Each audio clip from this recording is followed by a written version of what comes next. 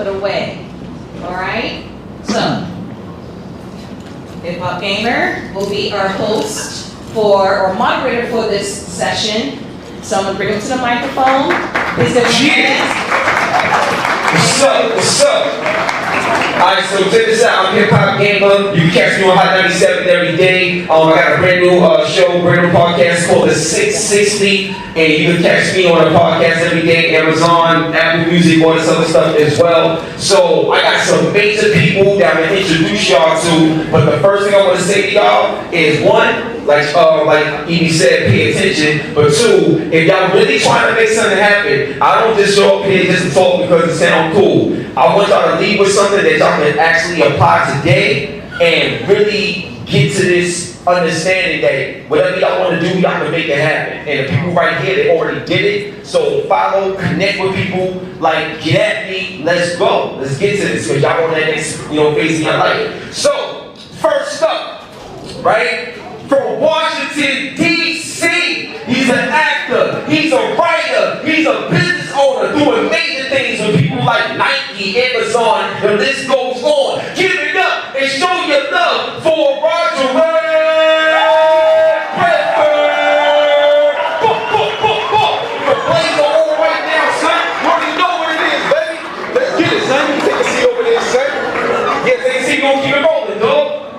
Alright, so next up, you know what I'm saying? From Mount Vernon, New York, the founder of Cathedral, a global transmedia production and distribution company. Show your love for the one and only Jeff Watkins. Take a seat, son. You already know what it is, B. Alright, yo, next up, yo, this is about to get real crazy. It's about to get real crazy. Alright? Oh, you good? Are we good now? Alright, okay. So it's about to get real crazy. So, the Emmy Award-winning correspondent for CBS New York, stand up, give it up for Alicia Reed. She's not here. Whoa, whoa, whoa. Alright, cool. She's not here.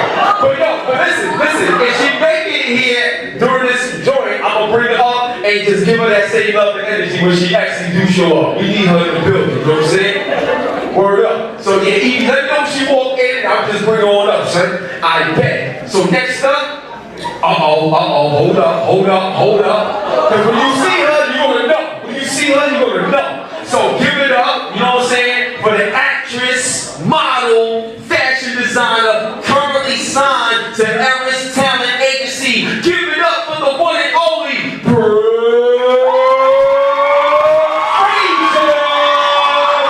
Looking amazing. That's what I'm talking about, Dwsa. Go take a seat, son. Let's get it. Yo, I'm telling you, yo, it's fire. So like, we got like bad people here. It's crazy. So word up. You know what I'm saying? Alright, yeah, take a seat, because if you think right now, son, you know what I'm saying? I see her hair popping and stuff like that, got the orange going, we outside. So look, you know what I'm saying? Fast. So next up, he is, wait, hold up, I gotta shout out to my man right here. Hold on a second. This is my man right here. I do. I gotta show you love. This is my guy right here. You gotta show him love. That's my man right there, son. So look, next up, he is the grantor of the Jeff Lima Production Award at New York University for Film and Television. This dude is a beast. Give it up for the one and only Jeff Lima. Yo, I'll tell you right now, son. He look like he's like 10 years old. Like his skin is like perfect. So I don't know what you do. I need to go where you go, like something like that, son. You know what I'm saying? Word up, dog. Alright, next up, no, this right here is gonna be crazy. I gotta spin the chain on the next one.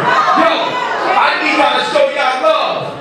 From being the red carpet hero to the Legion Media Group. She works with everyone from WWE, Hot 97, Cameron, Jim Jones. She's a writer and most importantly, she's a mom. Check out the Mommy Cast. Give it up for the one and only Chevelle.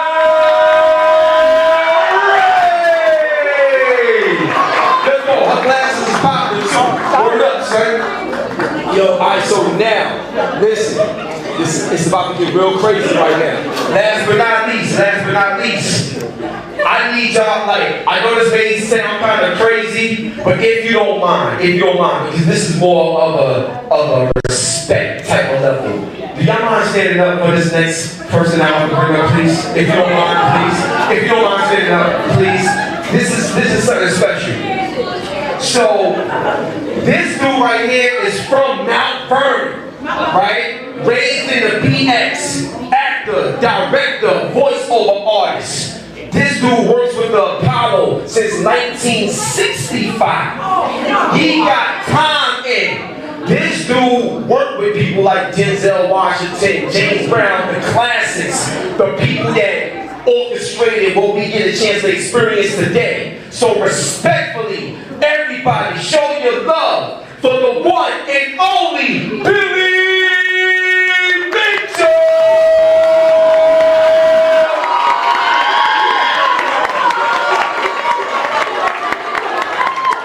And he went to this school.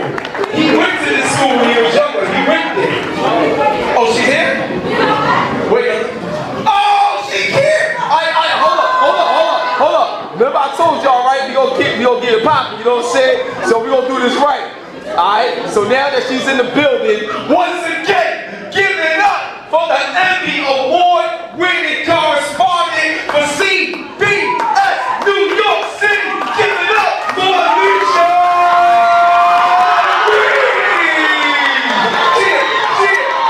Let's go! Oh my God. So look. This is what we're gonna do. Oh yeah, you said. So, we gonna get right into it. Thank y'all so much for y'all love and for y'all energy. So, because it's like such a big panelist and I wanna make sure y'all get the most out of it, we just gonna run through this in a powerful and impactful way. I ain't gonna drag it out. We're gonna get right to it. So, Roderick, we're gonna start with you first, sir.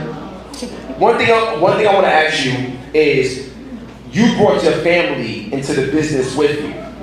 Got them set up with Nike, Amazon, Greyhound, Ocean Spray, so many companies that you work with.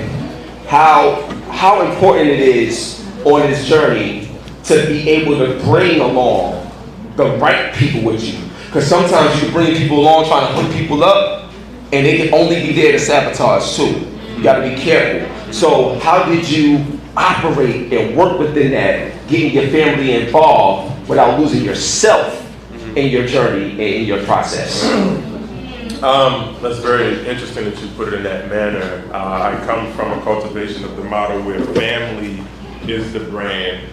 You are as strong as the individuals that's around you. You look around you right now, right? A lot of you guys are friends, but years down the line, you guys won't be friends anymore. That's just the reality of which you guys will grow, right? You guys will have your own businesses, you guys will have your own families.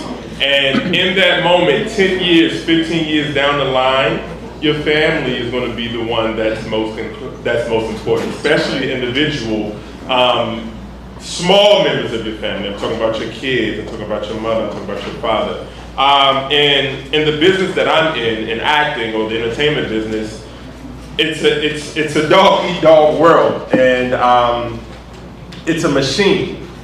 And my thought process was, if I can't book, and if they can book, then I'm still winning. And so the goal was to get everybody in the business and to market ourselves as a family, Black-owned business in the entertainment industry, so that individually they can begin to branch off. But that looks like structure, it looks like discipline, it looks like professionalism, it looks like network, it looks like community, it looks like everything that we're doing right now. And constantly teaching them that although you may have something in front of you, don't take it for granted, because it might not be there tomorrow. Continue to work for it. So I'm teaching my kids to work. My youngest is 4 years old, and she is one more project away from becoming SAG.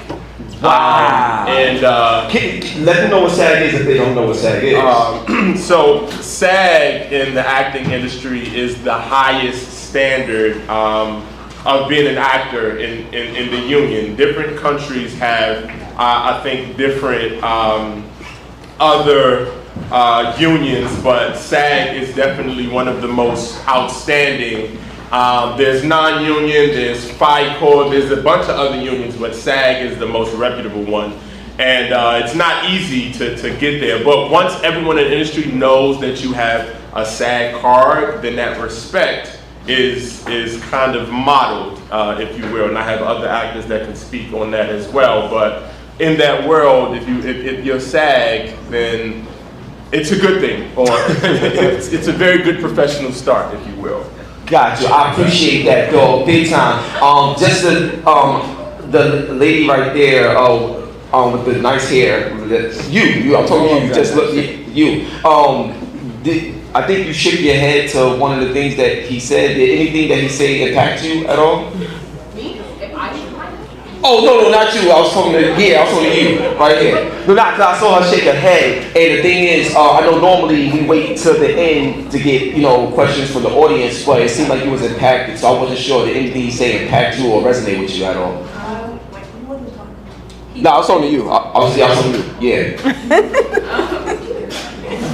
Yeah, I was talking to you. I felt very impactful. He said, the friends that we have now are not people we're going to have, later in life. We're going to have our own families, our own businesses. And I think that really resonated with me. Powerful, important. Thank you for saying that. The reason why I wanted to point that out is because normally when you have panels, you wait all the way to the end to hear from y'all, but sometimes the moment is important to capture. So I peeped that, you know what I'm saying? So I want to make sure you got that off your chest too. And what you said was very important because that hit me as well. So I want to move on to you. Shout out to my man Jeff Watkins. One of the things I want to talk to you about is in terms of producing TV for companies like Time Warner, Maxim, and feature films and stuff like that. In the process of producing, your job is to make everybody look great, to have a project that everyone can enjoy. So what is the type of mentality you have to be very selfless for the sake of everybody else to properly shine when we're living in a society where it's so much about me, not understanding that it's bigger than just you? Thank you, Hip Hop Gamer. That's a great question. For me, there isn't anything that I do, anything that I attach myself to, whether it be for business or any aspect of my life, that I don't feel a level of purpose and fulfillment, and it's part of my vision. So when you have something that's part of your vision, like part of a vision for me, a lot of the projects that I'm working on are dedicated to Afro and Latino, Black and brown communities, dedicated to indigenous communities, telling bigger messages, telling stories, giving voices to the voiceless, giving opportunities for folks that don't have the platform to share a message or share a story, whether it be something historical or something in the present, and to do it in a way that is captivating for folks to see. So when I'm purpose-led and vision-led, there's a lot of days, there's a lot of stuff that I don't really want to be doing. There's a lot of days that's hard to wake up. There's a lot of days that's like, damn, you just know the whole day is just a lot of, it's going to be tough. And that's how it is in this business in general, and just growing up, out of Mount Vernon. I think I grew up 3 blocks from here on South Line. And, just growing up, I think the kids here, I see a lot of kids that I've interacted with in different things over the years, or I've come to your band nights and stuff. There's a special group, and I think coming out of Mount Vernon, it comes with a special level of hustle and people in Mount Vernon are so entrepreneurial and forward thinking that I think we need to tap back into it.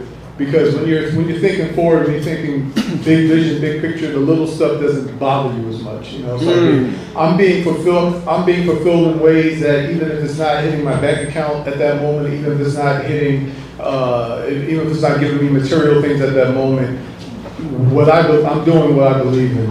And Mount Vernon has a long-standing history of that. Billy Boy Mitchell could tell you about that, and we need to tap back into it for this generation to get through and to persevere, because you need that. Absolutely. So I want to pose a question to the audience real quick. Is there anybody here that want to act or be on television or do voiceovers? Is there anybody here that wants to do that? If so, put your hands up. So everybody that put your hands up, y'all should be giving him y'all number at the end of this. Y'all should be connecting with him at the end of this. There's no excuse. He's here, right? He's right there. Are you open to working with somebody here that they serious? I have. I've worked with Brooke. I've worked.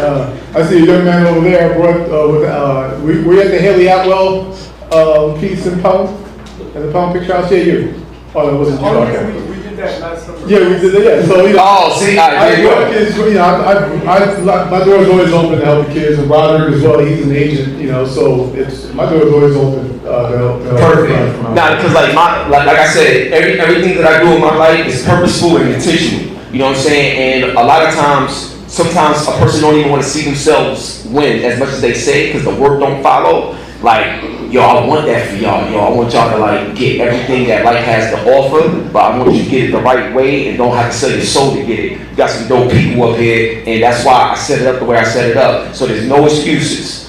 Period. You want it, go get it, they right there. You know what I'm saying? So next up, yo, Chanel. Oh my gosh, yo, Chanel's different, son. So Chanel, like in your position, this is very difficult because one, you have so many people's careers in your hand. Like, you know what I'm saying? You have to constantly make sure you're showing people in their brightest light, even in their darkest moments. It's crazy. So when you're managing that many emotions and personalities and stuff like that, what would you say is your day-to-day, personally, spiritually, mentally, that allows you to be so great and successful at running the Legion Media Group?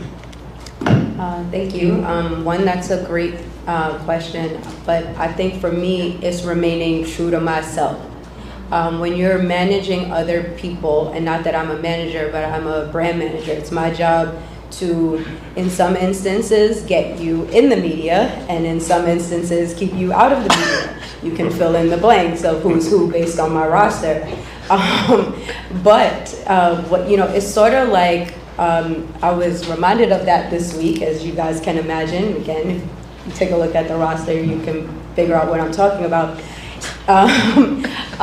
Sometimes you have to remember that even though you work for these people, you cannot force anyone to do something or not do something. You can only remain true to yourself and your own character. It is your job to lead. I know, you know, not that I'm a lawyer, but it's the same, you can equate it to the same as, say, a defense lawyer for a criminal activity, right?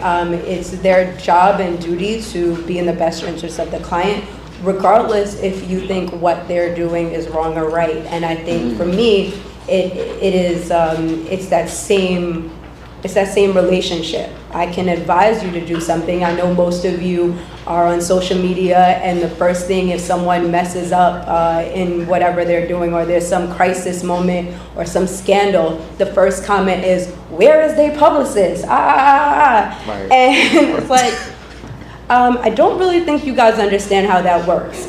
These are grown people. These are people that are not only grown and can do what they want and how they want, but also they are paying you. So yes, they are paying you to advise and to counsel, but just that, not to be their mom, not to force them to do it, right? Like, you think about it, your teachers are here, and how many times do you really listen to everything your teacher says, right? That doesn't change once you become an adult. You have your own mind, and it's about your own character, like you just said earlier.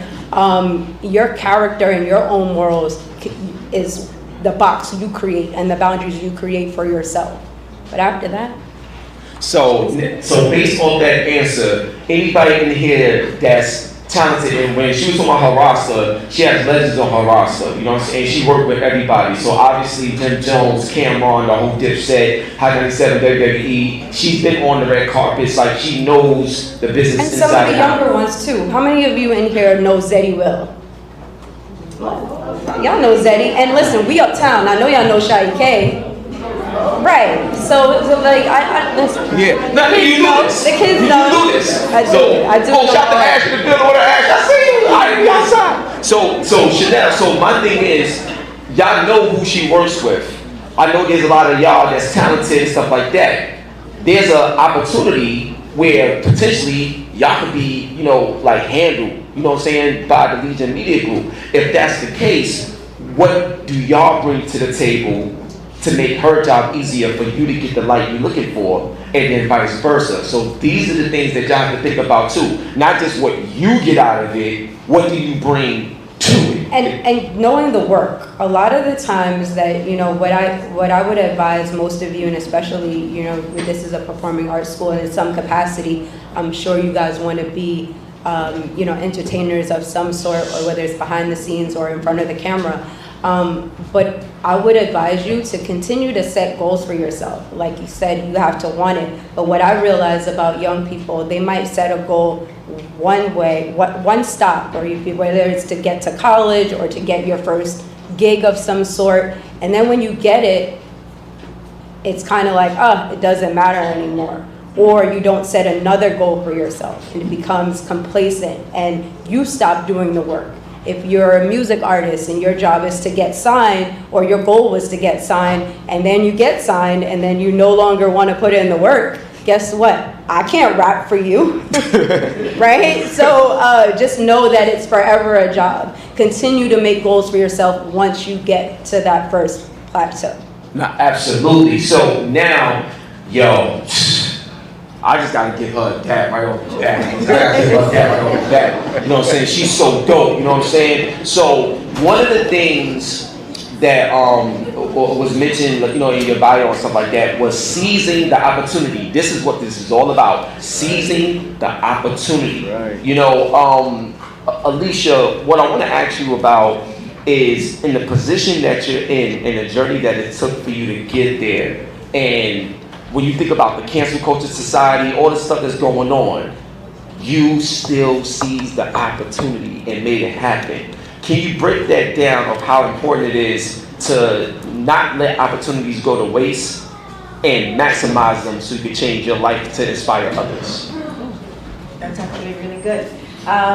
First, I want to acknowledge everyone on the panel. I love to see all the black and brown faces. Clap it up for that. Work that each person here is doing in their respective fields. And I want to say, I remember when I was on the other side of this table. And it's so important to keep that thirst and keep that hunger. Right. You know, like you said, right? I think it was maybe 2020 when journalists were bad people, all bad. We've been fighting this, you know, but I think the tables are starting to turn a little bit.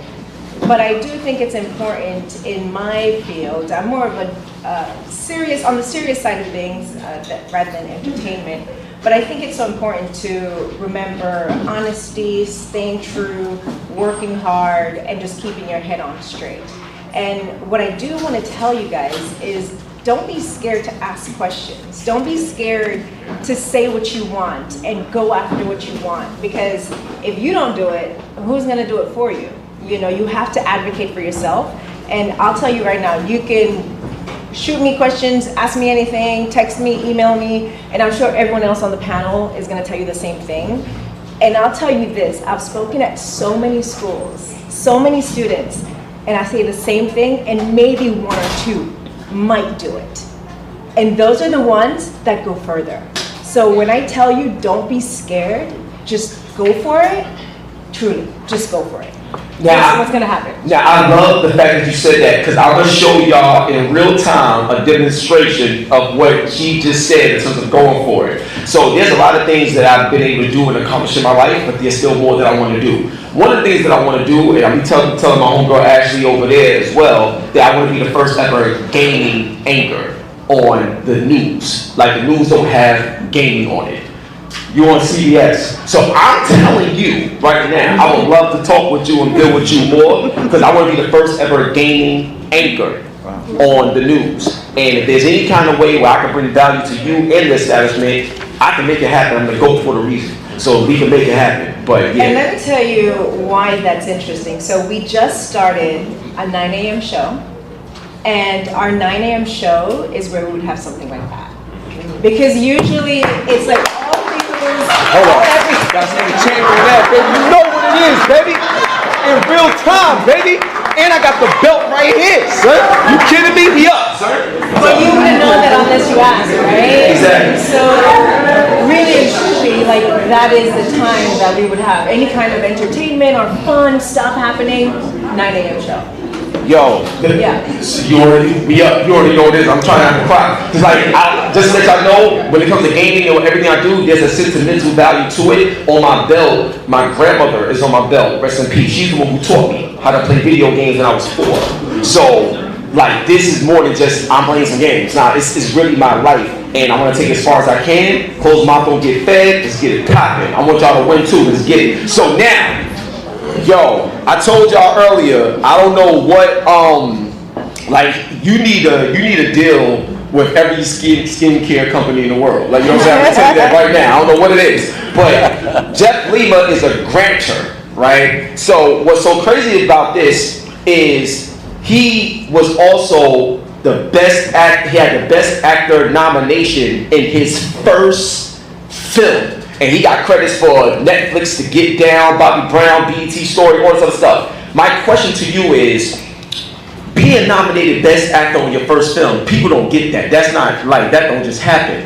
So what type of discipline you have that allow you to be able to achieve in such a way, but also a lot of times people may hate on you because of your achievements. How do you balance that out so you can focus on what's important and navigate that? There's a lot there. I know. There's a lot there. And thanks for bigging me up. It's sort of hard to live up to that. Regarding that first nomination, so just so we're clear, that was Ryan Gosling who was nominated for an Oscar. It just so happened to be, that was my first film. However, that was because my theater teacher at that time brokered a relationship with industry professionals.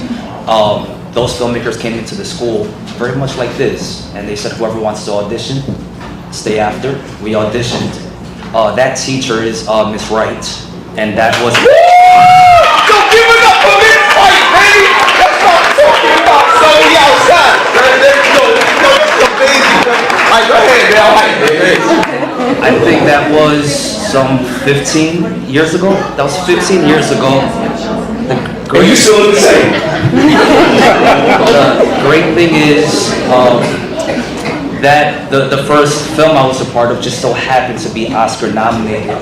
And so earlier today we heard the actor on the end, Brandon, yeah? Shout out to Brandon. Mentioned Roderick, forgive me. Mentioned the sort of status of being a SAG actor. And so that film, I was able to join SAG. I was able to be part of the Oscar buzz. And it was just great. That was the first. But there's something to be said with continuing when it's not all that fresh, like Chanel said. Like some of us have said here, because you sort of get proud. And because it came so, I mean, for God's sakes, it was served to me. My teacher introduced me to the filmmakers, and I got cast. And there were folks who auditioned in Los Angeles, Chicago, New York. I got cast. And so I was proud. And I thought work would continue to come to me, and it didn't. It didn't. Say that again. Say that again, Jeff. Say that again. Say that again. The work is not steady. The work is not steady. And we could even talk about those moments when the work does come and the pay is so good. Show me a hero. I must have worked a total of 10 minutes on that. But because I was billed as a regular, my check was $40,000. However, I did not know when my next check would come. My next job didn't come for 2 years, so break it up. $40,000 over 2 years. I'm living in poverty, right? So much of this is about how do we sort of make our own opportunities, and this partnership that I have with New York University, because I'm so acutely aware of the barrier to entry, being a Latino, and being a Latino that looks like this, right? Because you have to. I'm so scared to get canceled. Hold up. Let me just help you out real quick. I can only speak for me when I say this, but I don't care about none of that cancel culture type of stuff. I'm gonna tell you why. I follow my Lord and Savior Jesus Christ. I don't care about what nobody says. Ain't nobody canceling nothing. I already know what's wrong with the world, so I ain't worried about nothing. say what you gotta say. This is a safe space. This is our show right here. You go ahead, dog. I accept your words. So there's the Latin who has blonde hair and it's like, you know, it does that thing. It's like, I don't have that look, and so you know, I'm already, I think, 27 years old when I tapped one of my filmmaker friends, both bright black men who graduated from NYU grad film. And I asked if it was at all possible for me to get a meeting with the chairman of NYU. And I know that was a tall order. That's a big ask. But they made it happen, and I spoke with the chairman of NYU. We good. All right, cool. I asked the chair, what does NYU, who has maybe 1% Hispanic enrollment, what are you doing for your grad students who are Latin, who look like me? And she was just so candid. She said, there's not a lot that we do. So I said, all right, so why don't we do the Jeff Lima Production Award, a yearly scholarship that will go to a filmmaker who makes their thesis film Latin centered. So since 2019, we've had that Jeff Lima Production Award at NYU. Wow! And that joint is 10 racks, right? It's 10 racks of my own money. Wow! Yo, clap it up again of your own bread. Yo, from 40,000 to being able to offer 10K out of his own money. But there's a lot there, you know. There's a lot that and I'll wrap with this. I don't want to be too long-winded. If an artist would approach their career like a business, identify what the entries to barrier are, because there are many. Identify what is that point of diminishing returns. I know a lot of professional actors who graduate from NYU Juilliard, and they do the same thing over and over and over again, but it yields nothing more. So if this was a business, you'd know to stop producing this product, focus on something else. If the young artists would approach artistry with a business mindset, you'd go a lot further. Wow. That's incredible. It's important because I'm gonna tell y'all something real quick. There's an artist named Chameleonaire that came out a while ago, and he used to think that, wow, if I make a dope song, I can make it. And then when he made it, he realized he had to pay to make it. He had to invest a lot. So you got a hot song and it does nothing because it's not just about talent anymore. That's why it's called music business. Gaining business. Like all this stuff is still business. So talent can take you certain ways, but the business is gonna keep you there and grow you more. So learn the business and get with like-minded people that's willing to learn more of the business as well. That was phenomenal, dogs. Oh, no, Gia, you got a question? What's poppin'? Hey, I have a question because you guys are like industry professionals and all that. So I have a question, like, do y'all ever get scared that y'all gonna lose y'all spot because like how fast-paced the industry is? Like,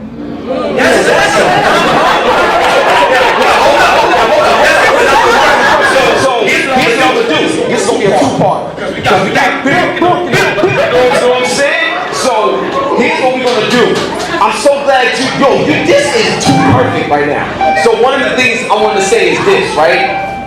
The question that I have for you on top of what she just said was, now, first of all, actress, model, you see her, you already know, fashion designer, she killing it. That just goes without saying. One of the things I want to ask you is competition, because in your space there's a lot of competition. So competition versus imposter syndrome and facilitating networking, these events and stuff like that, bringing people together. How do you deal with those two different types of mindsets in your field on top of what she just said in terms of, being able to navigate in this industry and feel like maybe they don't belong, maybe you shouldn't be there, like, you know what I'm saying, something like that. So the combination of all of that, break it down for me, bro, please. That's an amazing question. I had imposter syndrome coming here today, but you know what? I showed up. She showed up. That's what I'm talking about. Yo, you got the snaps over there too, so we outside. We got you. Yeah, I'd say the number one thing is just having confidence and knowing who you are. You can't compare yourself to anybody. You have your own talent, and they bring something different to the table than you do. Imposter syndrome is very dangerous. And trust me, every room you step in, you have to act as if you're the only one, okay? And you have to act as if you got it, because you do have it. Talk about it. That's what I'm talking about. There's no competition. There's no competition. And honestly, like, when I go on auditions, we do self-tapes. So we don't see who else we're competing against. I think that's the easiest thing. But when you actually do an audition in person, you have to stay true to yourself and say, you know what, I'm bringing something different to the table than this other person. Also, what comes modeling too, we're in the same room. I compare myself to every model. I'm like, she's taller, she is skinnier, she is, I don't know, it doesn't matter what you look like. But at the end of the day, I have to understand that I'm gonna do something way different than this person. It doesn't matter what you look like, everyone is beautiful, and sometimes it will take a toll on you. But you have to stay true to yourself. Confidence is something that I had to work very hard on.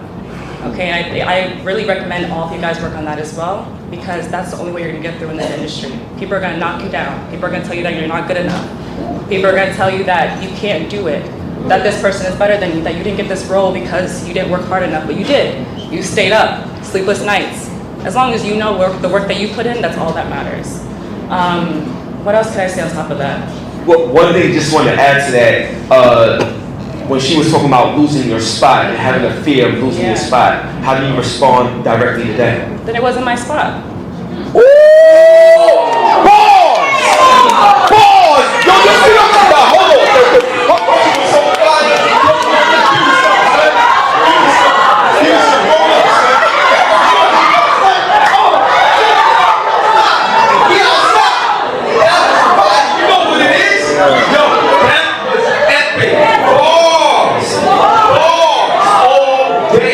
So, yo, I hope now, real talk, I hope y'all felt that. Like, I hope y'all felt that for real. Because one thing is like competition is the thief of joy. So, imagine you get something and you can't even enjoy it because you're worried about this, worried about that. Nah, yo, you got one life to live it up. You do something, I don't care what it is. Enjoy it, celebrate it, then go on to the next. Because the moment you don't enjoy it, and the moment is just the next thing, God will show you who God is and take away everything. You don't want to do that. So let's go. You know what I'm saying? So next up, and this right here, I mean, alright, I'm gonna just go like this. You know, the legendary Apollo. Wow. You know, 1965, 65, yo. This dude, we can learn a lot from, man.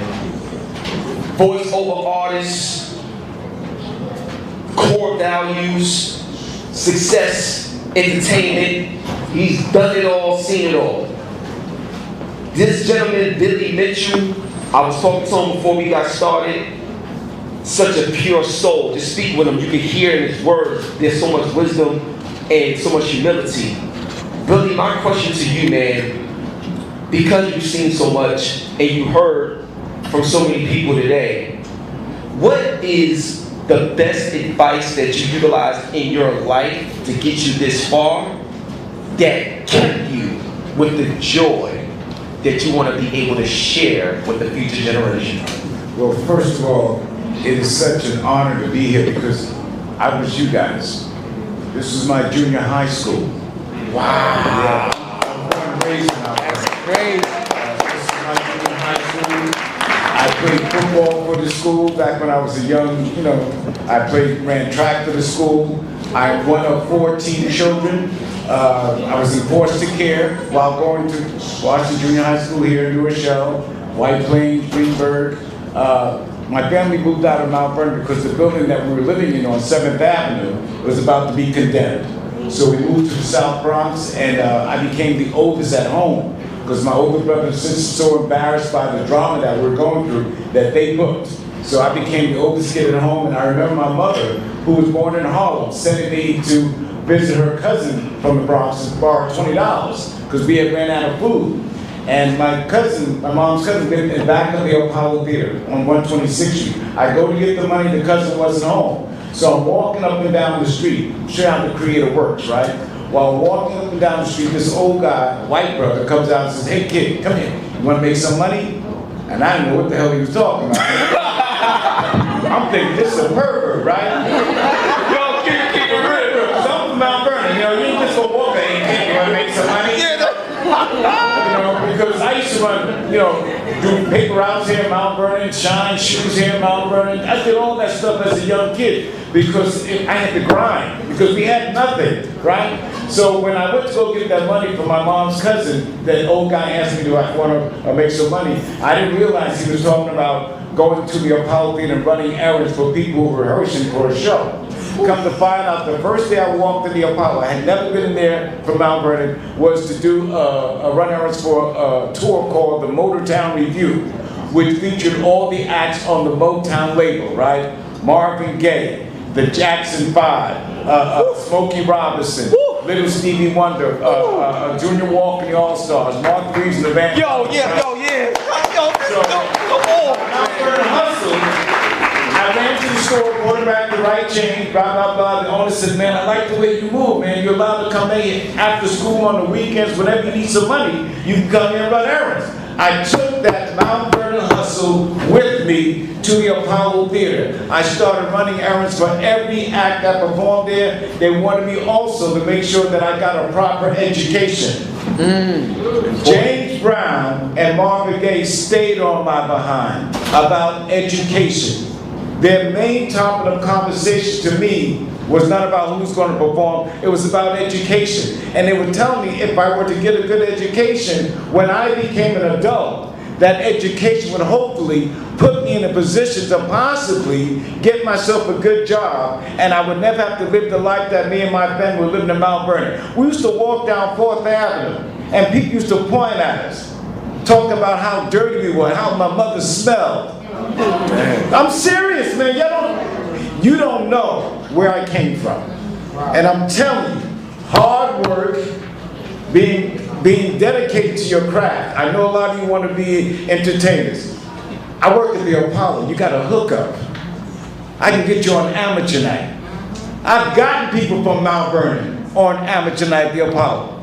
I saw Michael Jackson when the boy was only 8 years old at the Apollo. I remember when her was little Gabby Wilson running around the theater. Wow. I've met everybody. I auditioned Lauryn Hill. I used to co-produce amateur night for its Showtime. I'm from Mount Vernon, guys. I am you, you are me. Anything is possible, man. I'm very, very serious. I'm not just trying to give you this rah-rah speech. It is real out there. But you have to put in the work. You gotta dream big. It's okay to make mistakes, but you gotta correct them. I remember brother talking about you can't take your friends with you. That is so real. A lot of my crew, we can't have people on our journey with us, because you know a lot will lead you down the wrong way. This school is named after one of my boys, Denzel Washington. The first movie that I ever did, in which I got my SAG card, was in a movie with Denzel and Malcolm X. Wow.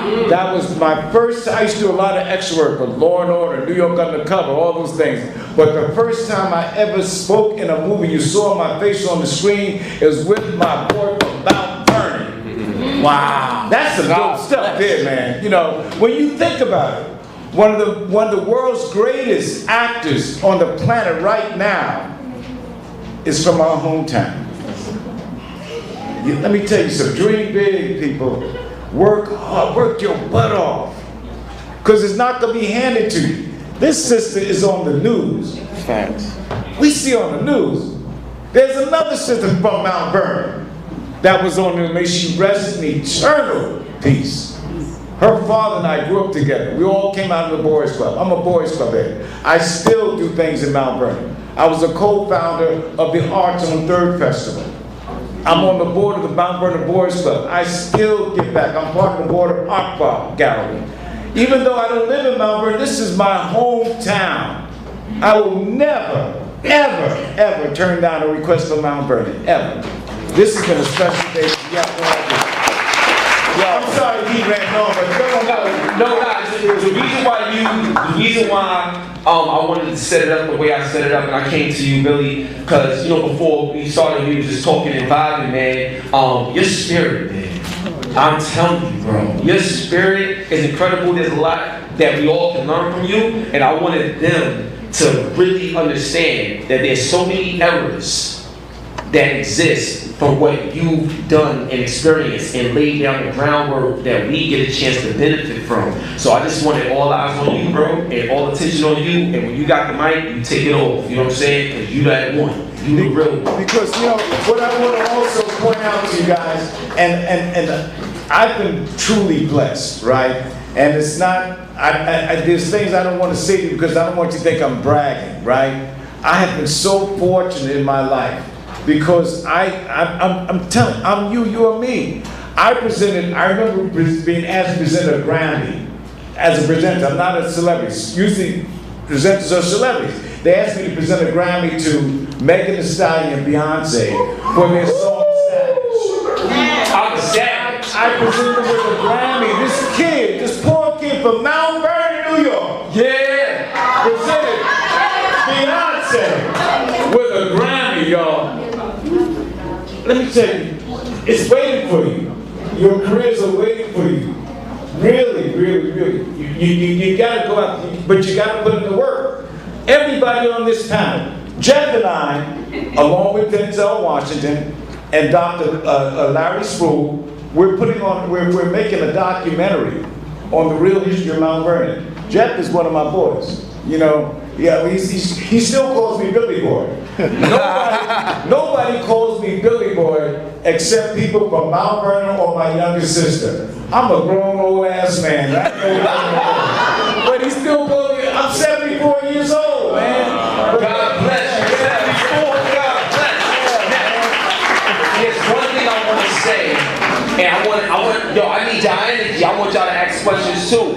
You know, it's one thing to be, you got people that's, 24, 25, and they already ready to like commit suicide. They don't love themselves. They go through a lot of stuff. This man is 74, he's standing up, energy crazy and stuff like that. The choices that you make in your life. Say that again, brother. I'm telling you, the choices that you make. Look at your friends, look at your people. They're going to show you your future. The choices that you make. You know how it is, especially in today's society. They'll go back 30 years or 40 years to try to find something on you if they don't like something you don't do to them.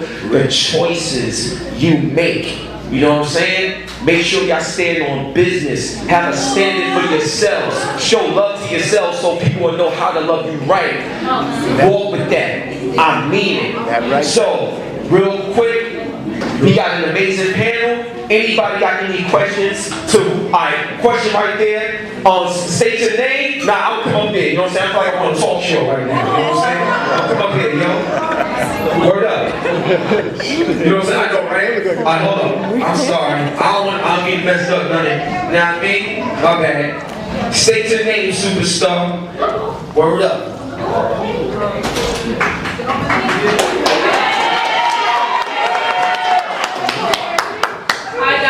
I'm Caitlin Leslie Smith, and my question was for Billy Mitchell. What would you say, how do you feel about the difference in hustle culture from when you were hustling around Mount Vernon to how it is now? That's a very good question. Hustle requires a lot of things. It requires discipline. You got to be. It requires. You can't get that bag right away. It takes time to get this money. A lot of my friends went on to become serious actors. Denzel, Samuel Jackson, Morgan Freeman. These are people I came up with, did plays with, right? But I always had responsibilities. Always had a family to take care of. So I couldn't go on the road and be on the road for 3 and 4 months because I'm weak. And I had a wife at home, but I'm weak on the road, right? So I didn't want to jeopardize. I'm being very honest, So I always had somebody to take care of me. But the Apollo always brought in a constant paycheck for me. I've held every position there because I needed a paycheck.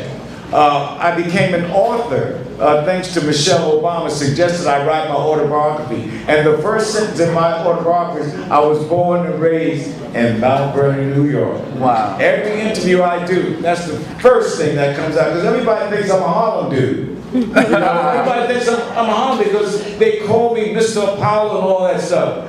I'm from Mount Vernon, New York, 4 square miles, 4 strong, as we call ourselves. Be proud of where you came from. Always give back to Mount Vernon. Even if you move out of town, you know, always give back to Mount Vernon. Please, because I'm telling you, you have siblings that are watching everything you do. They watch everything. I had 11 younger brothers and sisters that watched everything I did. And I was mindful of it. So I was being very mindful who I hung out with. I was mindful that I couldn't go out there and start getting high. Hello. Yeah. Talk that talk. What's up, my friends? Particularly now because it's legal. You gotta be careful, man. Don't think because everybody else is doing something that you got to do that. And I'm not judging nobody. I'm just telling you because I haven't always been this guy. I knocked my head a few times. So don't think that because I'm saying this that I haven't been out there. I'm telling you, you'll never succeed if you're going to constantly be out there using elevated spirits to show your creativity. You don't need to be high to show how talented you are. You don't need to be drinking or smoking weed or popping pills. I know this isn't a panel for that, but I'm just, whenever I have young people around, because I sponsor 5 youth groups in New York City. So this is always my message. I know everybody's doing it because they messed up and made it legal. You're not even smoking the weed that I smoked back in the days. I don't even know what that I got something dope. But check this out. I got something dope to transition to that. And then after that, I'm gonna go to a question. But I want to come back to you. So one of the things I want to say is, we here at Denzel Washington School, one of the things that Denzel Washington that's famous that he said in a major interview, he was saying that it's your job to tell the truth. It's your job to tell the truth. So one thing I want to bring to you, Alicia, is when you are dealing with the society that we face today, with the cancel culture, when we were talking about that earlier, but it's also your responsibility to report the news and tell the truth and things of that nature. What's a moment you could probably share with us where it was like, dang, I know I gotta tell the truth, but what's gonna happen after I do? Or like those moments where it's like you might could lose everything at the expense of telling the truth, and then you really gotta put what you're saying to the test in that moment. How did you handle that and face that so you can still remain telling the truth now on television? So we'll talk about right now what's happening in the world, right? Gaza. Okay. And so the world right now is very divisive because of what's happening in Gaza. And so a lot of people, well, let me rephrase that. There are folks out there who believe that the media is choosing one side, right? One side or the other side. And I've lost friends, I've lost relationships. Yep. Wow. And a part of that reason is, right, as a journalist, you have to stay in the middle. You have to tell the truth, whatever it is, whoever, if people are on your side or not, right, the truth prevails in the end. But the thing is, even while it's all happening, because it's all playing out in front of us, right? So initially, we all know, they got bombed in Israel, but then now Israel is just like everything, right? Yes. Right? But we also have to be so very careful with how we talk about what's happening, because in the end, you don't want to have to backtrack and say, well, oops, we made a mistake. But in that same breath, you have to say what's in front of you, because if you don't, then you are picking sides, right? And so it's a challenge all in itself. And I think 20 years from now, let's say we'll all look back and we'll realize that there were people on the right side of history, and then there were people that didn't speak up, and were they on the wrong side or the right side, right? That's tough. And even now, so let's say when we have the protests that happened at Columbia, NYU, CUNY, history has shown us that students protesting have always been on the right side of history, right? And so our job is to go out there and talk about what's happening. But people may not like it one way or another. We're there, the people that are protesting hate us because they think we're on the other side. The other side thinks that we're picking their side because we're reporting on the protest. So it's just, you just have to stay in the middle and hope that in the end everyone will see that you did your job and you did it right. The key thing for that is block out all the noise. Yeah. Period. Block out all the noise. People gonna say this, people gonna say that. But you know what's so funny? If you go along what somebody else said and something don't go out their way, then they gonna say, well, that was just my suggestion. You should have did what you wanted to do anyway. Like, you know what I mean? So you trying to defer. Right. So my man had a question. You got a question, right, dog? In a blue shirt? Yeah, I did. Alright, hold up. Gotta get to the question, you know what I'm saying? Word up. Alright, what's your question, son? Not gonna lie, I kind of forgot about it for a second, but it was mainly due to what y'all said earlier about grinding. But I decided to change it to, at your lowest moment, what made you keep going? It's for anybody. You can answer if you want to, but I'm generally curious. At the lowest moment, what you said, at the lowest moment, what kept him going? Yeah. Okay, got you. So I want to throw this over to Roderick real quick. So Roderick, at your lowest moment, what kept you going? Because one, that's very important, but I think they need to see how, regardless of how dark the situation is, how you prevail. Because remember, getting your family and people can start looking at you funny, where it's like, oh, now I can't work with Roderick because somebody might be better than your family member. You know what I'm saying, for a position. But because they're your family, they may get it. Is that right? Is that wrong? That could be a low moment, like things like that. So how do you handle that, dog? Wow, transparency moment, right? Yep. Life is hard, guys. let's just snap to that concept. Life is hard, especially the human suits that we're dealing in, the constructs that we have to deal with, even addressing what is the difference between the hustle now and the hustle then, because we live in this world of instant gratification, but it's very pseudo because, as we just spoke about it, it doesn't come to you. But however, this society forces us to say, whenever we want something, it has to come to us and it deserves to come to us now. But it doesn't work that way. Nope. And because of that, I have low moments a lot. Wow. We're all actors. Well, we're not. Most of us are artists, right? But for true artists, 9 times out of 10, you're unemployed until your next booking comes. I'll say it again. 9 times out of 10, if you're an artist, you are unemployed until your next booking comes.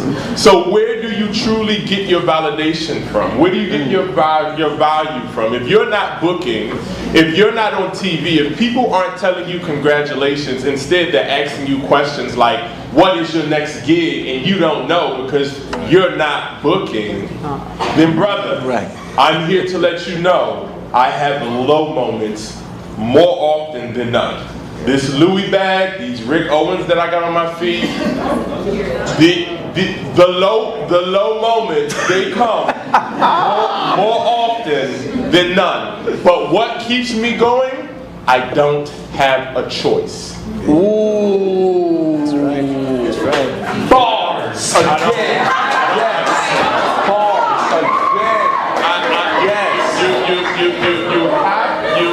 You have to keep going because it is your destiny, and if you don't do it, then it is not going to happen.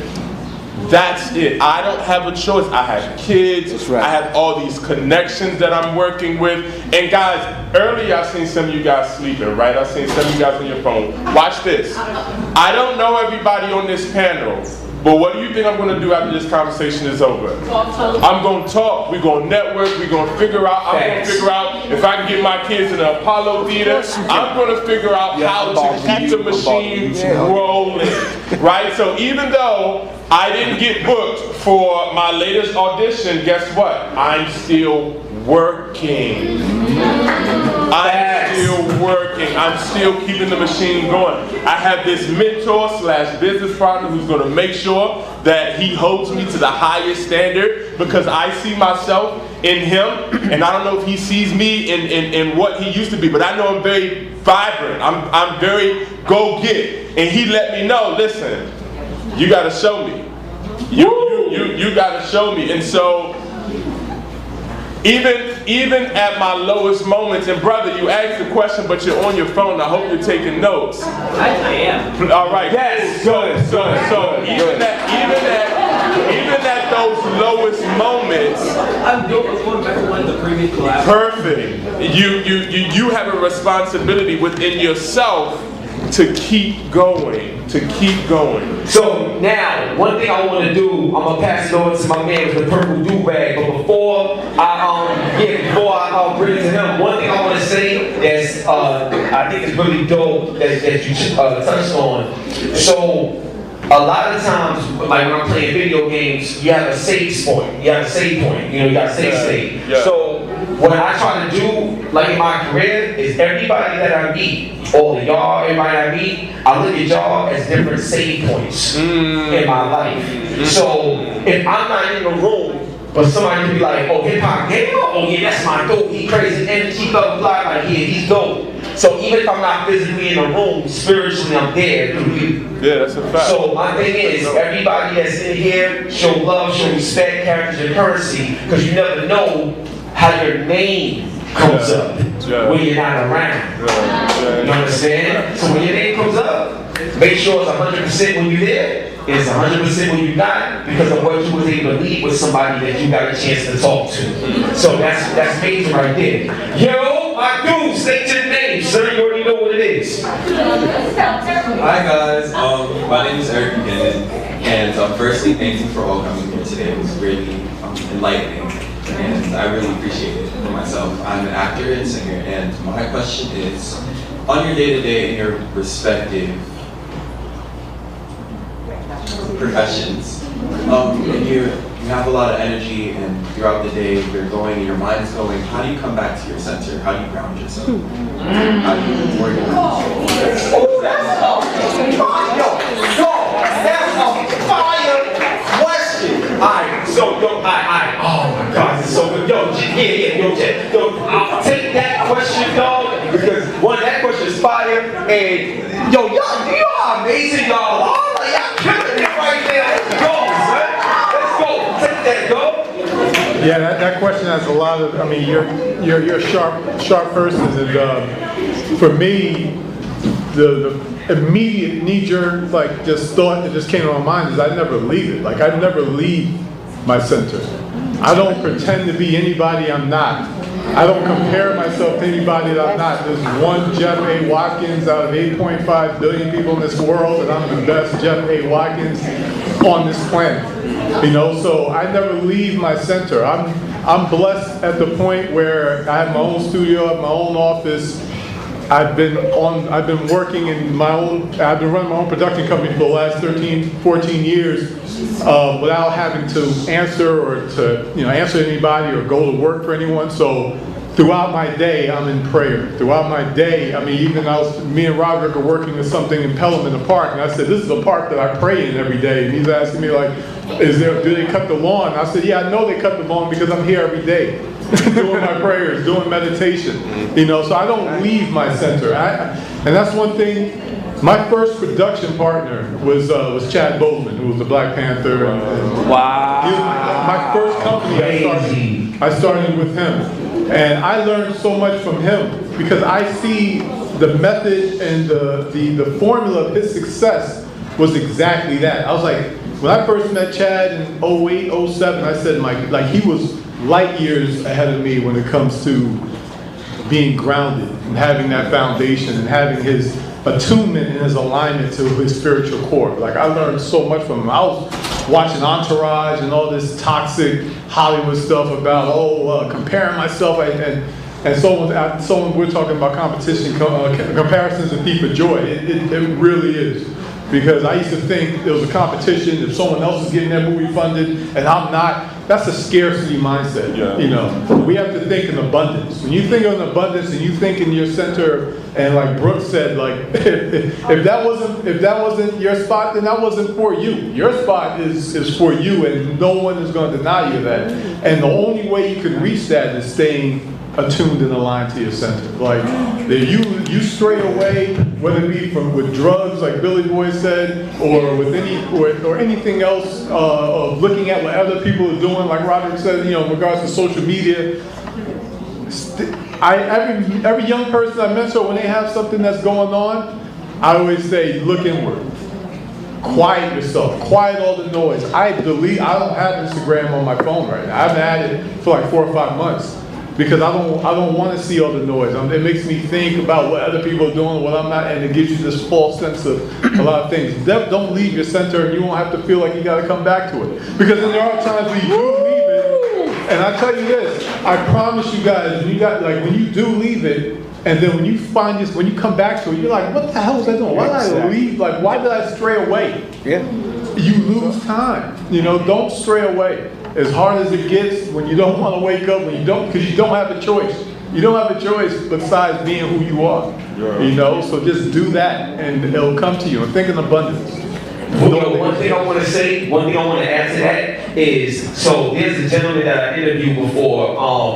His name is Morgan, and he was in the field of Walking Dead. He had a cane and stuff like that. He walked with a cane. And like knocking out zombies and stuff like that in the show. So one of the things that he said was, I asked him what does success look like to him, and he said success is how he internalizes it, not like how society says it should be.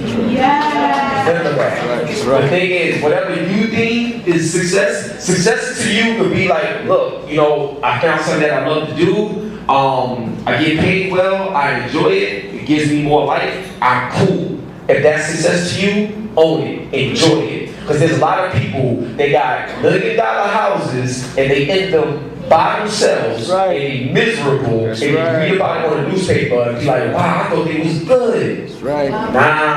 Nah, B. I know that all too well from a lot of people that I got a chance to encounter. So I'm telling y'all, own your success. When you do that, you always gonna be up. You know what I'm saying? Shorty got a question right here. You know what I'm saying? Word up. State your name and you got a question for. Hi, my name is Leslie Mosquita. I want to say thank you to everyone here because you know it's been very inspirational. My question is for Jeff Lima. As a member of the Latinx community, there's a very phrase that we often not hear a lot, which is from our parents, where it's like, I want you to be better than us. And so dealing with that pressure, I would like to understand your mindset and how you have been through your journey. Yeah, that's about, thank you for that. Yo, I'm telling you right now, we gotta do something else for them because they too dope out here, son. It's crazy out here. Go ahead, Jet. That piece of advice is given, but I'm not sure our parents know what they're saying with that. My we're Caribbean, I guess. So my grandmother retired from the ICU. My grandmother raised me, right? I too was, in the foster care system, but my grandmother ended up taking us. She retired from the ICU, and when she learned that I wanted to pursue acting, this is no good. But she always said, I want you to be better than I am. But I saw my grandmother spend her whole life working hours she didn't like, a career she didn't love. So I had to take what I thought she was trying to convey, which I think is just do something big enough, right? Work so that you don't end up in my mess, so that you don't end up trapped. Roger? Roger. You call me Rod. Rod, yes. And Jeff. I think earlier you mentioned like I work for myself, right? So thank God by the time I was 25 or 26, I was able to, since 25 I've had my own company, and so I haven't had an employer in 8 years. And so when I speak to my grandmother now, she knows that I did what she was asking me, but not exactly what she was asking me. I got the gist of what she was saying, but I had to refine what she wanted for me, because it's me. Yeah, I hope I addressed that properly. That's dope. That's dope. I love it. Your question was so powerful because, and I know Billy can relate to this, but through the eras, like, my son is 10 years old, right?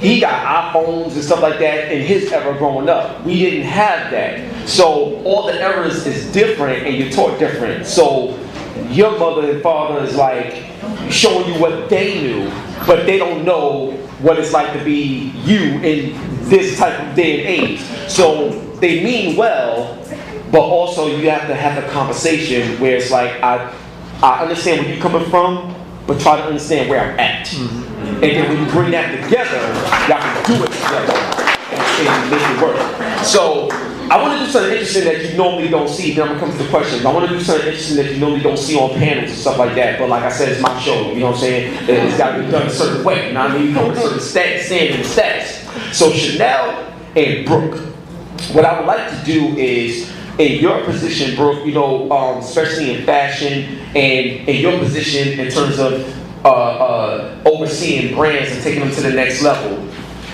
what do you see in Brooke that you feel you can help her get to another level that she wants to get to? And what do you see or have heard from Chanel that's like, you know what, this may be an opportunity to see if there's anything that we could do, since you already are with a certain talent agency, you know what that world is like. So Chanel, I'm gonna let you take it first. When you look at Brooke and heard what she had to say earlier and her being a model and the resources that you got, how would you work with someone like that? And then vice versa, how would you work with her in your position? Well, one, thank you again to everyone, and big shout out to all the ladies. And before we wrap, I just wanna, I don't know if we're gonna give out our social media and stuff like that, but I don't have time after, because like we all mentioned about what's our main priorities. I'm picking up my grandmother from 219 in the Bronx over there, and the traffic is crazy. So I'm not saying that, like, I answer back, y'all. I'm not bougie. I will follow back. I will answer a DM. So please, you know, connect with me. And I have all y'all emails already. So we gonna do it. I just, again, me and family first, and this is my weekend with my grandma. But to answer your question, what do I see in Brooke? Now, I love the energy, and I love your honesty about, like, you know, the intimidation and all that. Like, I don't think we got to know who was sitting next to us, and I definitely didn't know Gamer was hosting the panel. So, you know, when people ask you to do these things, you say yes, because I think of all the times I was referred to do something else. And so sometimes it's about showing up. This is not a paid opportunity. I crossed the bridge. I don't know about y'all drive, but like, gas money, toll. Like, this was this was a cost to get here. And it's Memorial Day weekend. It's traffic getting here. It's double time on ways to get here, Miss Yvonne. I'm just letting you know. It was, again, so I'm saying I didn't know. I'm only going by the aura that we're here. And for me, I always say that I can't sell it if I don't know it. And I cannot, I'm not going to diminish her work and what she does in this 2-minute soundbite to say what I'm going to do for you. I pride myself in whether it's getting to know each of my clients. I pride myself in saying, I don't run a cookie cutter operation. Just because you see me do something with one client does not mean it's the right fit for another client. That's right. No, every client is different and should be treated as such. But that means I need to get to know you. I'm not going to pitch you for your show if I don't know anything about your show. You know, if Gamer was my client, no offense to you, Gamer, but I gotta make sure it's the right fit. Like you had a great idea for what you would like to do on our show, but what if it's not there yet? So you cannot sell something before you know it. So I would love to get to know you. Maybe it's coffee, maybe it's a Google Zoom, so we ain't got to pay for toll. You know, right? Whatever. And get to know you a bit more, and then come and say, okay, well, if here's what a proposal looks like for you, and what you should do to get your brand awareness out there. Because sometimes people aren't ready for PR yet. You think you are, but maybe it's not there yet. Maybe you need to focus on. Maybe you need some consultation first of saying, okay, wait, I know some people that you can connect with. Maybe it's the Gamers of the nope, I know some talent directors or other people making films, and say, oh, let's do this now. Once you get that gig, oh, now you need a campaign. Let's do it. Let's draft whatever that looks like. Oh, you just got signed to a new agency. It's time for an announcement. Oh, wait, this person or this brand is looking for a new model for their campaign. Oh, this fits your aesthetic.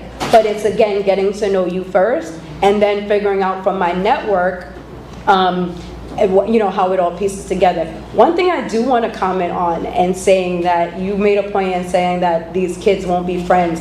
I want to say I'm not friends with everyone on Facebook. That I went to, I'm sorry, I'm not friends with everyone I went to high school with, but I am friends with them on Facebook. And I know y'all looking at me, y'all don't use Facebook now. But what I can tell you is that I still stay connected with most of my high school friends through Facebook. And when it comes to other opportunities and things that they see might be a good fit, or vice versa, some of their kids now want to intern for me, or they might have opportunities.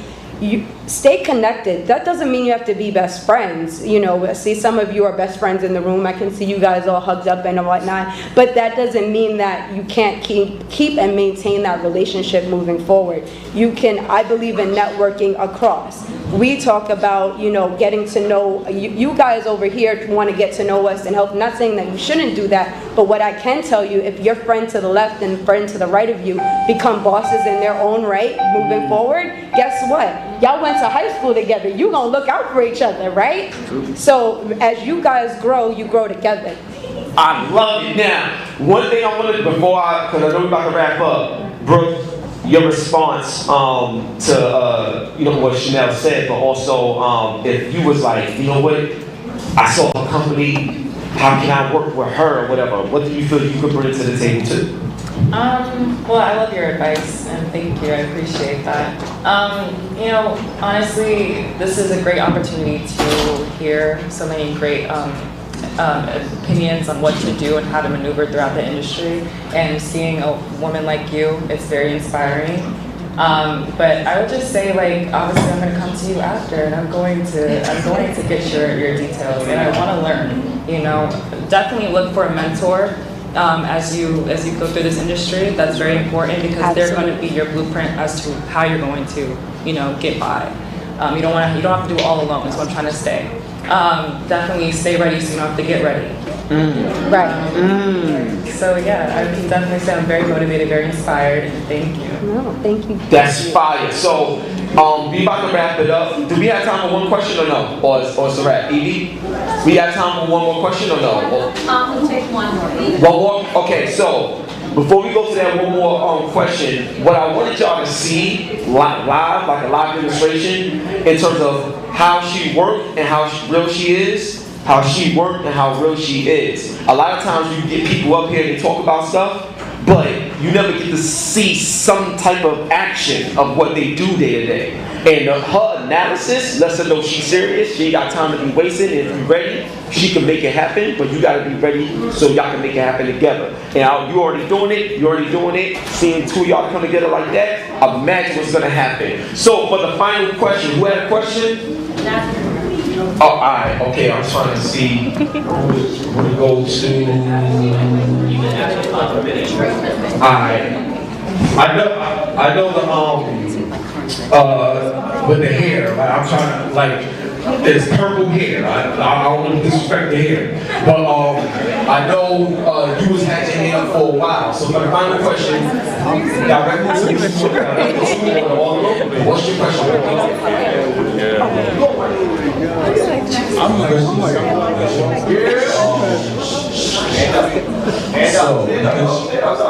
Because you have humble beginnings, what have you tried to say to anyone who tried to downplay or rather benefit off of your success? That's tough. Yeah, that has happened and continuously happens.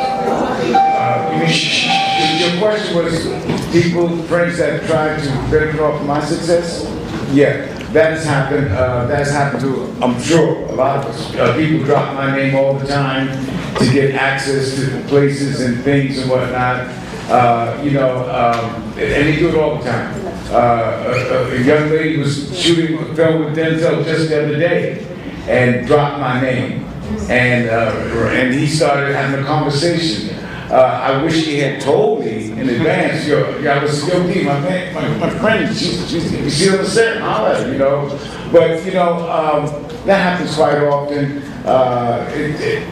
Sometimes it ticks me off because, to try to gain, because you know me, but you don't know me like that. Right? I'm sure, there's a lot of us people, they'll drop our names and try to get through the door. When all they do is reach out to me and I can make it possible just because we cool like that, right? So, but listen, however you get through, I mean, we all use tricks to get what we want, and I still use certain benefits. I drop names sometimes, but then again, it seems that people already know who I am before I drop a name, not because of who I am. I've worked to get to where we are. We all have, it's not like this happened overnight.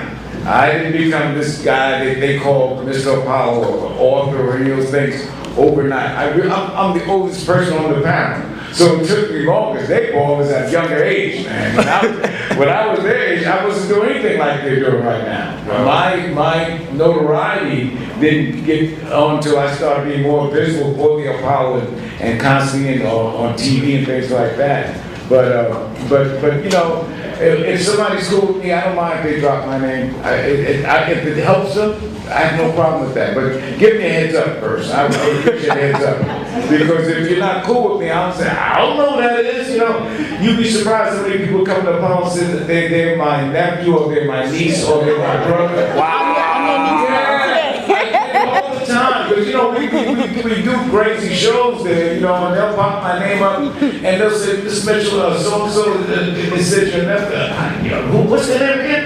I don't know who that is. So we have a thing at the Apollo security called and said, Mr. Mitchell, and they'll say, excuse me, there's a man out here for Mr. Mitchell, you know if he's around? And then he said, well, let me find out his name. If it's somebody I know, I said, oh yeah, tell him I'll be right there. If it's somebody I know, I said, nah, tell him I'm doing something in a meeting or something like that. So it is what it is, man, and it's not to be disrespectful to people, but you can't always use, same thing with Denzel. Years ago, Denzel told me this.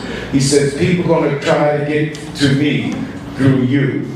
And God, was he so right. I was getting calls from the NAACP, from politicians, from this person, that, to try to get through me. And he told me, just stay out of my business. And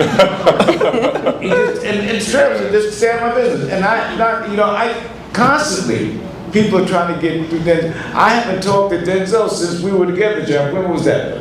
A year or so ago? Yeah, Yeah, we were all together with Denzel a year ago, right here in Washington, And so it's not like I'm always going to pick up the phone because I'm not a groupie, because I got a lot of, I'm not that guy, I mean, I love him, very, very, very, very, very proud of him, but I'm not going to run behind him because I got my own life to live. So he's living his, and I got to do my thing, Yep. Amazing. So, please put your hands together for the panel. Please, y'all. Please. So, I love that energy, So check this out, right? You know, we got some stuff we want to give away real quick, but I want to do a tribute. So you gotta be quick with this, right? You gotta be quick with this. So, what's the #1 song on Billboard Hot 100 right now? I'll give you what is it? I think it may be like that. I think. No. Euphoria like that. No. No. I had some little Post Malone featuring Morgan Wallen. Oh my God! Yo, did you go on Google? Yeah. You go look at this? Alright, I'm gonna change this up, man. I'm gonna change this up, man. Like, yeah. But these folks just go Google and stuff like that. Alright, this is what we're gonna do. We're gonna change it up, right? Right? Now, y'all listening? Check this out. You know Drake and Kendrick just had the battle, right? What's the #1 song from... Thank you! Thank you! Yeah! Let's go! That's what I'm talking about! Let's go, man! Come on, man! Let's get it! Alright, now I'm gonna see if y'all was paying attention. I'm gonna see if y'all was paying attention. Which panelist works with Cameron? What? Which panelist works with Cameron? Don't look. Yes, it was. It was Chanel Ray. There you go. Alright, cool. Congratulations. I bet. What video game platform does God of War? PlayStation. Yeah, baby! You know what it is! Let's go, baby! We outside! So that's that energy right there. Word up. I recognize that, dude. Alright? And my son does. Now, this is going to be very, very interesting. I want to see if somebody was really paying attention. Right? So,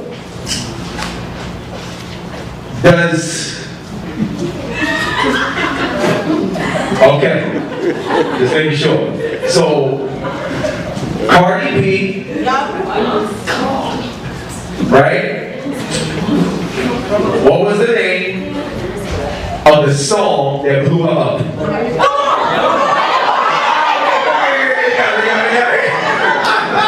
Yo, she was quick with that. That's what I'm talking about. Let's go. Yo, I'm trying to mess them up and get a little respect. Alright, cool. Bet. Alright, okay. Alright, I got another one. Okay? So, what is WWE's The Rock real name?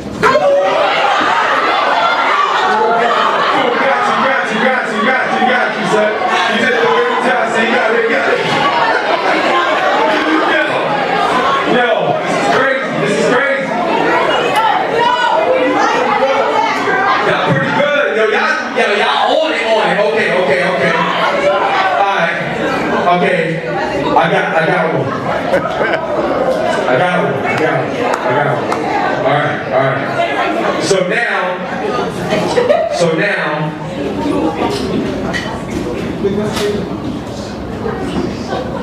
when I do this, y'all gonna obviously know what it is. But I'm gonna need y'all to do it with me, but then pay attention to the question. So on the count of 3, 1, 2, 3, Wildin'.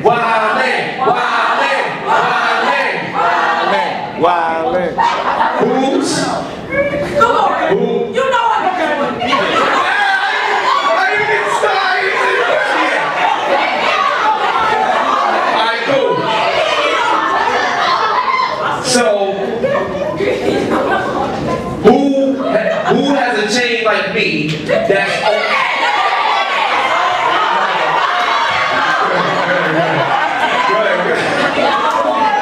I didn't get a chance to finish the question.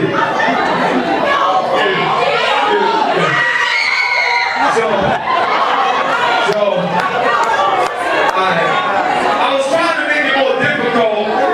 Shout out to my man Conceited and stuff like that, yeah. Alright. Okay. You got another one, right?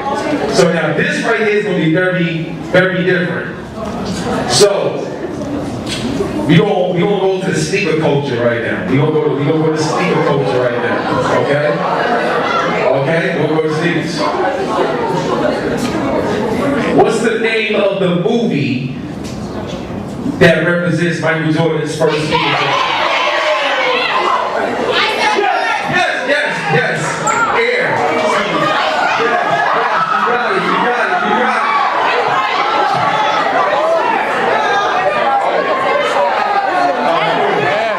Alright, cool. So, now, I gotta ask you this. This is very important. What's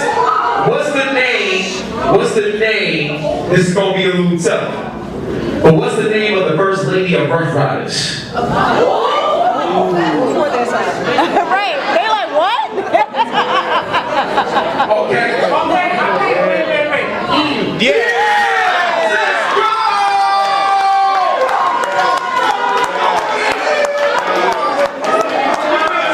He knows what's up. Let's go. All right, stay over here. So, all right. So now, real quick. Who created this? Wait. There you go. Let's go, baby. You know what's up? Yo, we outside. Let's get it. You got two more? Okay. So now we got 3 left, right? So here's something I wanna see how good y'all are, right? So now this is gonna be more about lyrics and stuff like that, right? This is gonna be more. Okay, this is gonna be about lyrics and stuff like that, right? So. How many of y'all know Meek Mill songs? Oh! Alright, we gonna put you to the test. Come here.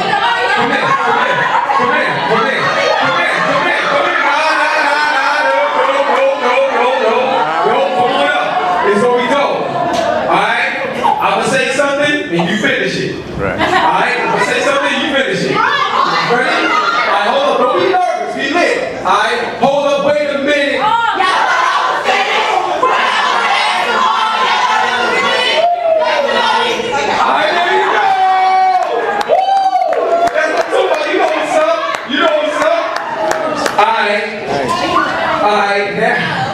You so dope, yo. You so dope. I love it. Yeah. So now, one thing. This is very interesting. So we're gonna go more technology route, right? So we're gonna go more technology route. Hopefully, y'all can get this and stuff like that, right? So in NBA 2K.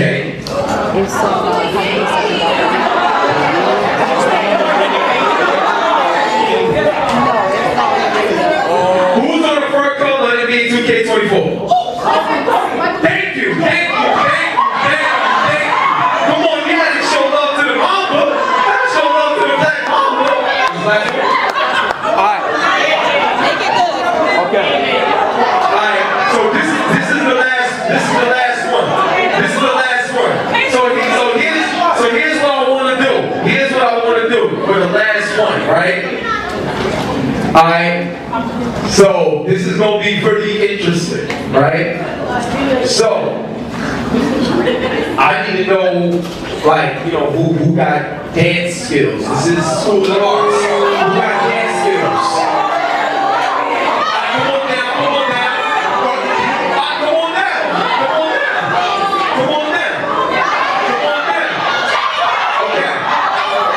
Okay.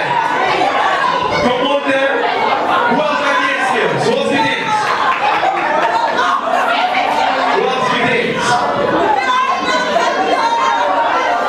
Okay.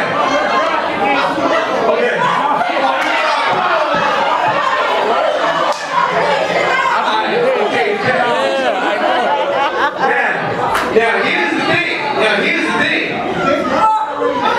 I'm gonna tell y'all a dance, and I want y'all to do it, and then they're gonna judge if you did it good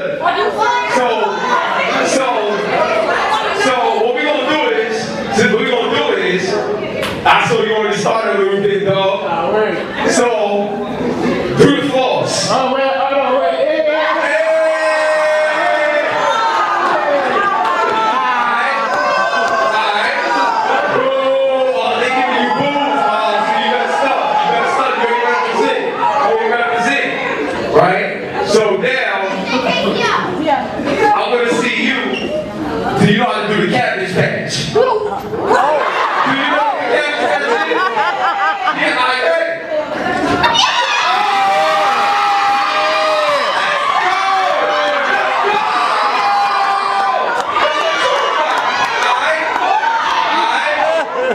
So, let me ask you this. Do you know how to do the running man? Oh, he don't.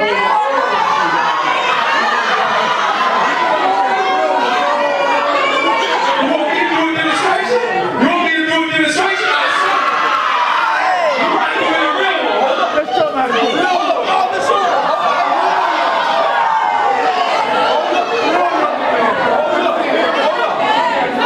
Y'all ready? 1, 2, 3.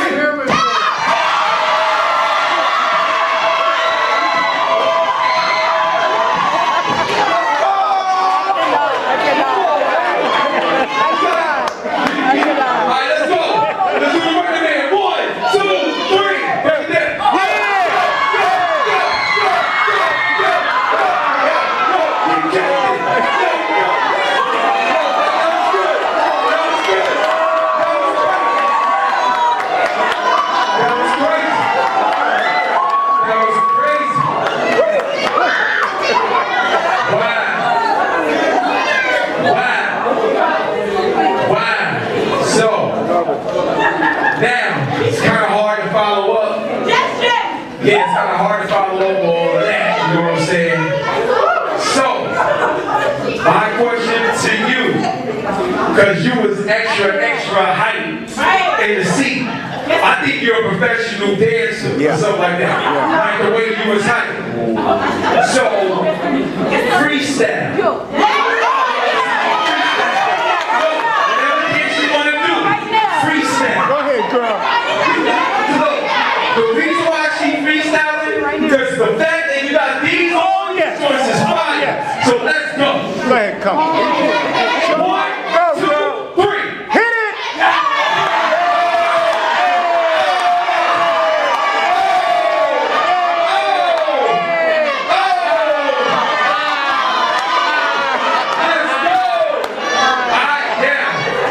I ain't gonna front, but keep it real. Like, I gotta make noise. Ooh, y'all know one. So, show your love. I ain't a lot of energy. I love it. Show your love.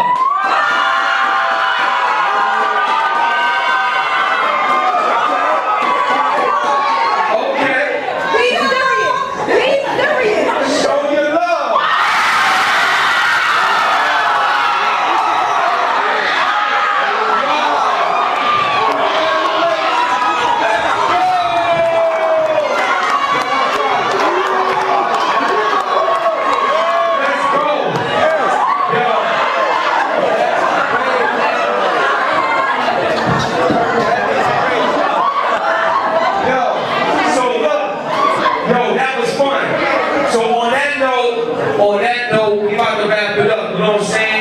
So, on the count of 3, I just want y'all to say School of the Arts. All right, School of the Arts. And we're gonna wrap it up like that. Let's get it. 1,